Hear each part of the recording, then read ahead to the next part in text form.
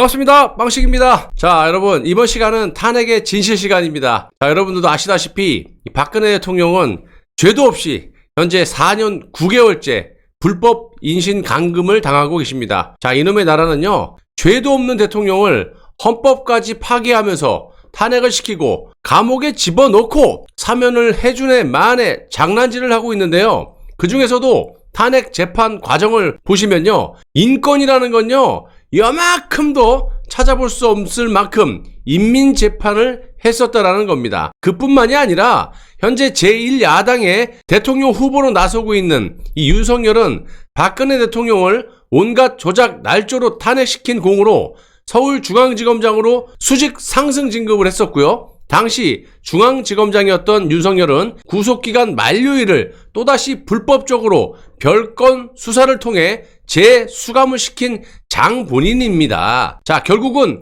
박근혜 대통령께서 재판을 거부 선언을 했는데요. 오늘은 이 문제를 다뤄보도록 하겠습니다. 이 역적 김세윤 판사가 1심 재판 도중에 추가 구속영장을 발부하자 참고 참았던 이 박근혜 대통령도 마침내 분노를 했습니다. 그 이유에 대해서도 말씀을 드리겠는데요. 추가 구속영장은 김세윤 혼자 그냥 막 발부합니까? 아니죠. 별건 영장에 해당되기 때문에 한마디로 불법이라는 소리고요. 당시 서울중앙지검장은 누구였습니까? 윤석열이었습니다. 당연히 중앙지검장의 사인이 있어야 가능하겠죠. 참고하시고요. 그런데도 윤석열은 박근혜 대통령을 구속수사할 마음이 없었다, 이럽니다. 그럼 누가 시켰어? 누가 시켰는지 말을 해보라니까. 왜 말을 못해? 구속영장 청구 단계에서 누락된 단 한 개의 범죄 사실로 추가 구속영장을 발부하는 것은 과도한 인신 구속이라는 이유에서 발부하지 않는 게 법원의 관행입니다. 2017년 10월 16일 오전 10시 5분 서울중앙지방법원 제417호 대법정, 여기서 박근혜 대통령은 이날 아래 위 짙은 군청색 옷을 입고 법정에 출석을 했고요.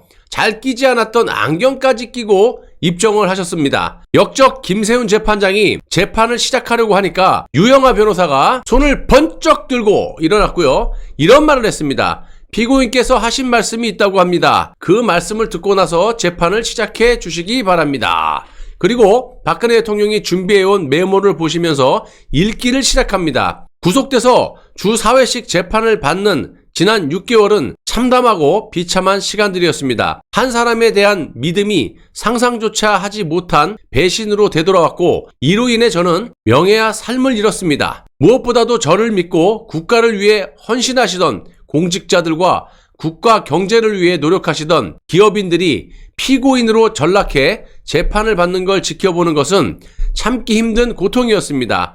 하지만 염려해 주시는 분들께 송구한 마음을 공정한 재판을 통해 진실을 밝히고자 하는 마음으로 담담히 견뎌왔습니다. 사사로운 인연을 위해서 대통령의 권한을 남용한 사실이 없다는, 진실은 반드시 밝혀진다는 믿음과 법이 정한 절차를 지켜야 한다는 그런 생각에 심신의 고통을 인내했습니다.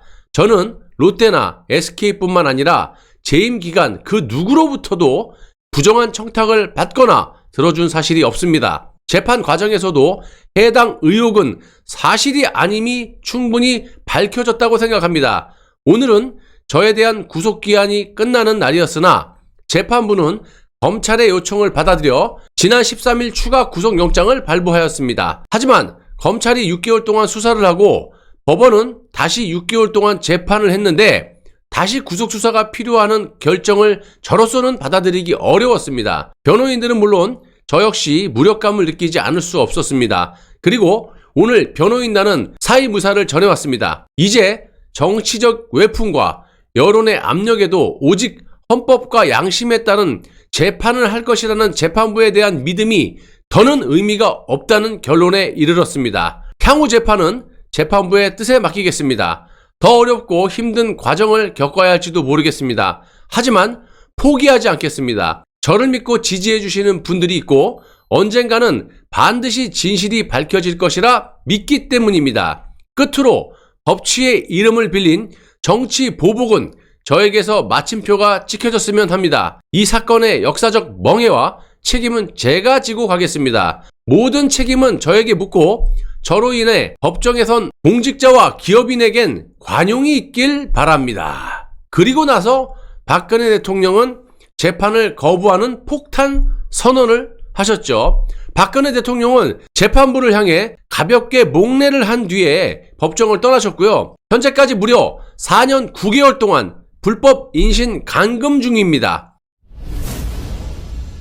이것들이 사람입니까, 여러분? 박근혜 대통령은 헌법을 수호하고 법치를 지키기 위해서 일주일에 4회 이상 혹독한 재판을 받으면서 참고 참았었습니다. 그리고 6개월 동안 수사를 받았고요. 또다시 법원은 6개월 동안 재판을 했는데도 불구하고 불법적으로 별건 수사를 통해서 윤석열의 중앙지검은 또다시 재구속 수감을 시켰기 때문에 박근혜 대통령이 재판의 필요성을 못 느끼시고 진실은 시간이 걸리지만 반드시 꼭 밝혀진다라고 말씀을 하시고 지금까지 인신 감금을 당하고 계시는 겁니다. 저것들은 감옥에 안 갈 것 같습니까, 여러분? 문재인 일당은 내각제 개헌을 통해서 영구적으로 호의호식 감옥 안 가고 그렇게 살 것이라고 생각을 하고 있지만 국민들이 절대로 그렇게 내버려 두지 않을 것이라고 저는 개인적으로 확신을 하고 믿고 있습니다. 현재 대선 3개월 정도를 앞두고 좌파 영감 이 세 마리 김종인, 김병준, 김한길 이것들이 기어들어와서 보수 진영을 난도질을 하고 있습니다. 제1야당의 대선 후보는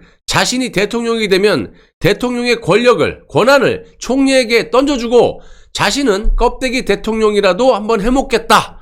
연일 국민들을 바퀴벌레로 보고 떠들어대고 있습니다. 윤석열을 지지하는 분들은 이제 무슨 명분으로 윤석열을 지지하실 건지 내가 되려 묻고 싶고요. 국정을 내각제로 운영하겠다라고 말을 하고 있지 않습니까? 참으로 답답할 지경이고요. 내각제로 운영을 하는데 무슨 권한으로? 대통령이 되면 자기 권한을 총리한테 주겠대요.